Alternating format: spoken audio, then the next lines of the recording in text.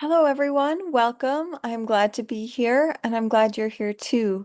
My name is Dr. Kristia DeGare, and today I'm here to present on the topic of trauma-informed arts-based research methodologies with marginalized communities.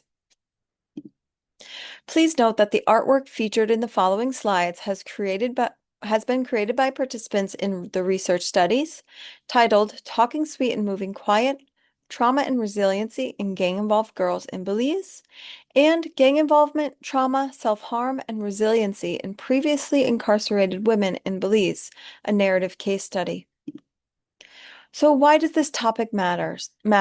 Well, marginalized communities often experience structural violence, stigma and exclusion, high exposure to trauma, and barriers to traditional research participation.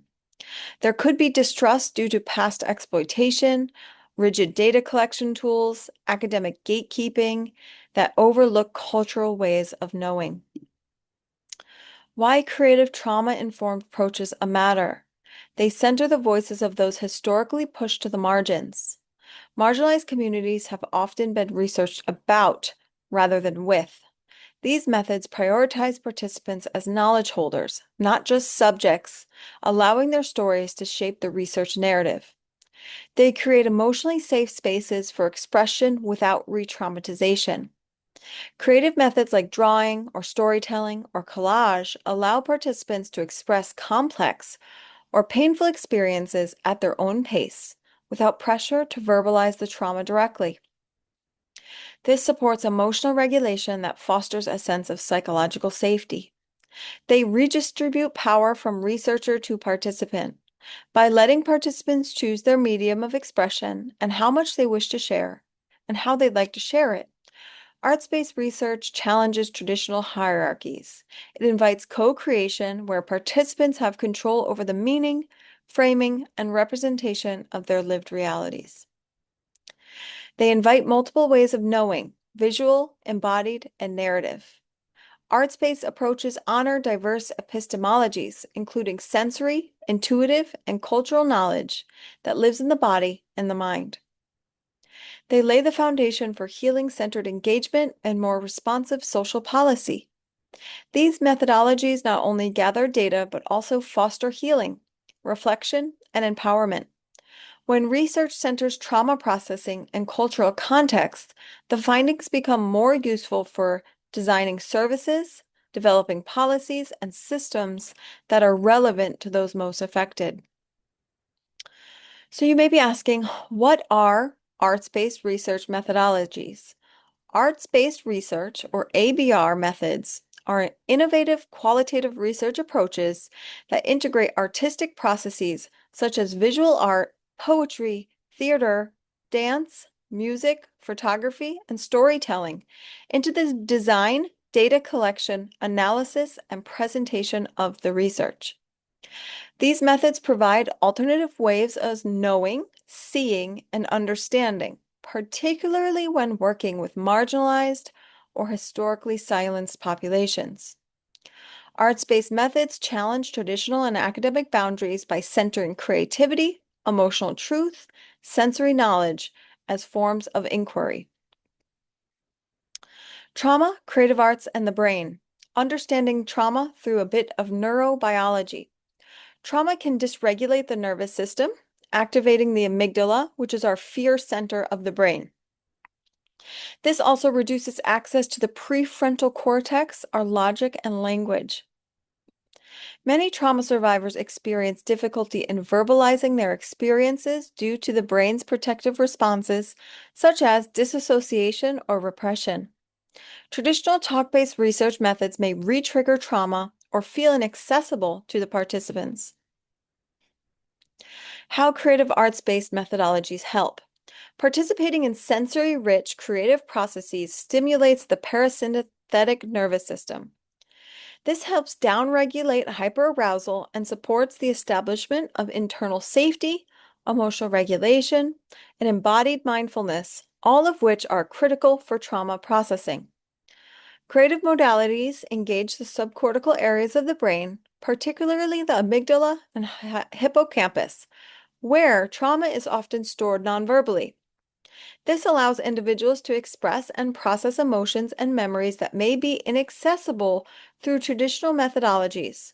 This reduces the risks of retraumatization through verbal recall alone. They also reintegrate fragmented experiences. Trauma often disrupts memory consolidation, leading to disassociation, flashbacks, or a lack of coherent narrative in their life story.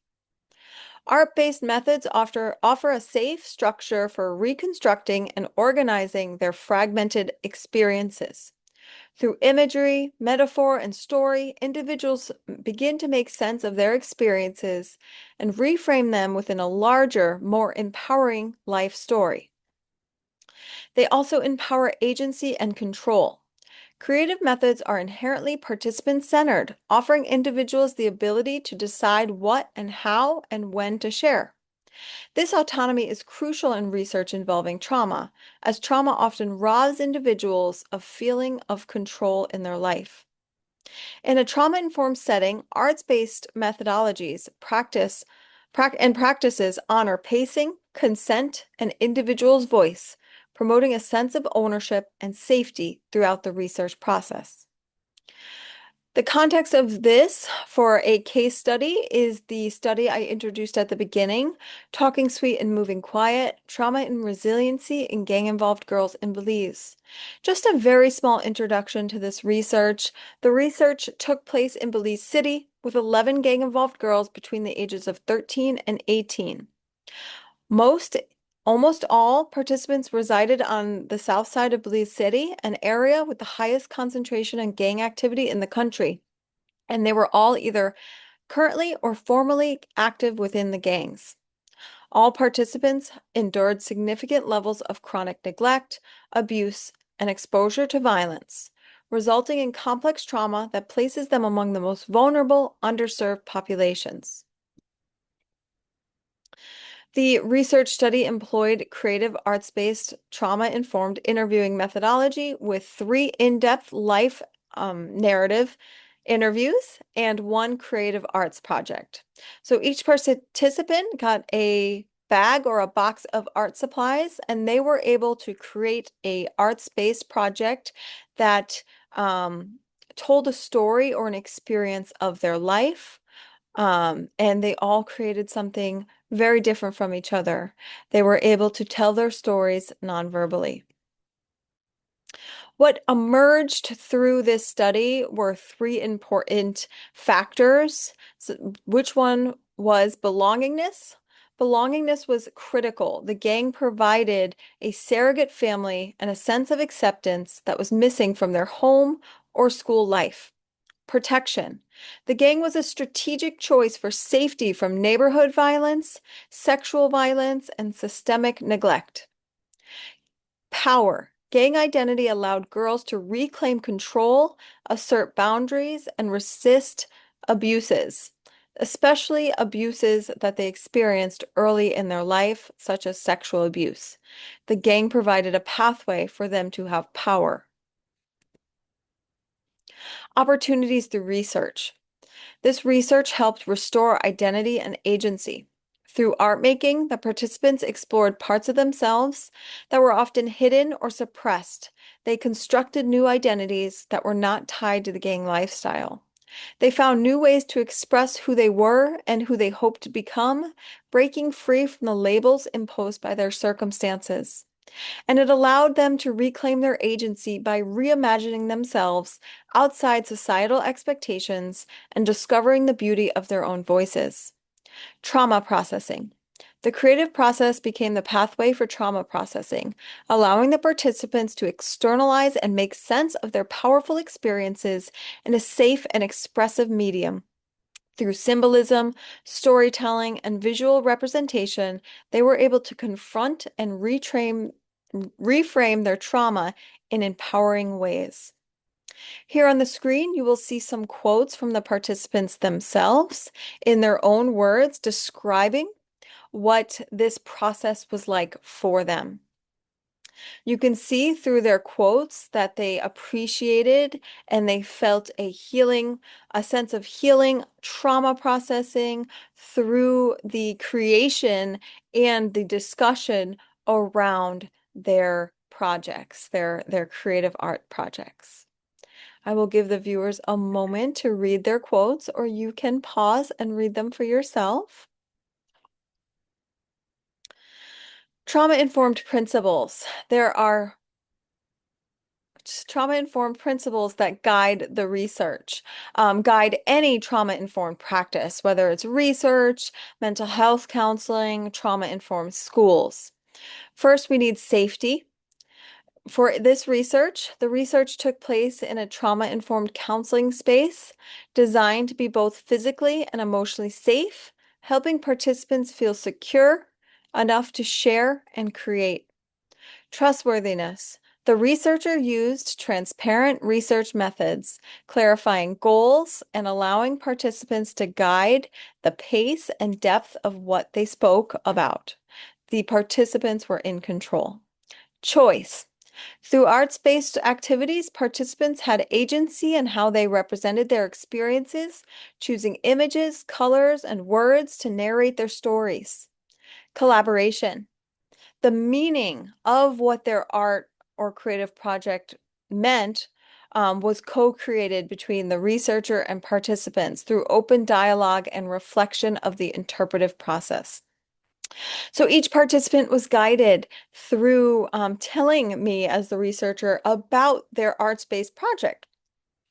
What did you decide to draw or paint? Why did you decide to draw or paint? Tell me the story of your creative art project, whether it be art, painting, drawing, or collage as well. And empowerment. The project centered the participants' voices and strengths, reframing them not as victims, but as resilient survivors, resourceful individuals navigating complex trauma. Benefits of art-based approaches include accessible across literacy levels. So if you're working with populations that may have lower literacy levels, art can be very accessible to those populations.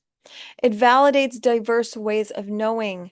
These participants these participants were the experts of their own experiences and lives. I, as the researcher, were learning from them. Shifts the research process from hierarchical to horizontal, where power is shared and participants are respected as experts of their own experiences. It promotes trauma processing and reflection. And again, here on the screen, you can see some of those arts-based projects and creative projects that were made from the participants of this research. On the top right, you can see one of the participants decided to write a song and perform a song based on their experiences. So they weren't all necessarily visual. Some incorporated both visual and written, as you can see on the right bottom as well. And some were just solely arts-based, like the one on the top left corner. Ethical considerations for participant autonomy. So if you are interested and want to employ these types of research methodologies, you have to allow participant autonomy. That is key to trauma-informed practices. We have to allow opt-out at every stage. Ensure participants can freely withdraw from the process at any time without consequences. Co-develop visual outputs and how they're shared. Collaboratively decide how participants' creative work is presented and shared.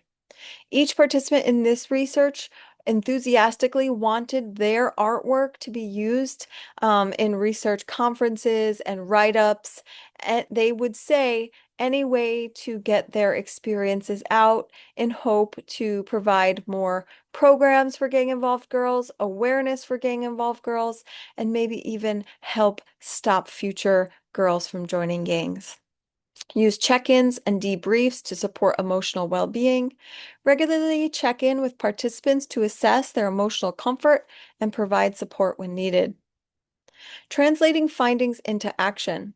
Use visuals to inform policy and community education. These visuals humanize data, build empathy, and make complex issues more accessible. Infographics combining artwork and findings are effective tools for workshops, policy briefs, and public education. Share artwork for advocacy with consent. Participant-created artwork can be a powerful advocacy tool. With consent and context, creative works can be used to raise awareness and foster dialogue. And reframe participants as co-creators. Position participants as collaborators and knowledge producers as possible and with their consent. Key takeaways. Arts-based trauma-informed research prioritizes safety, voice, and dignity. Creative approaches disrupt traditional power dynamics by centering the lived experiences of marginalized populations, inviting meaningful, co-created dialogue. Ethical rigor must guide every step of the research process, and research can be a vehicle for healing, advocacy, and transformation. Thank you so much. Let's stay connected. I appreciate you being here, and I look forward to talking with you soon. Goodbye.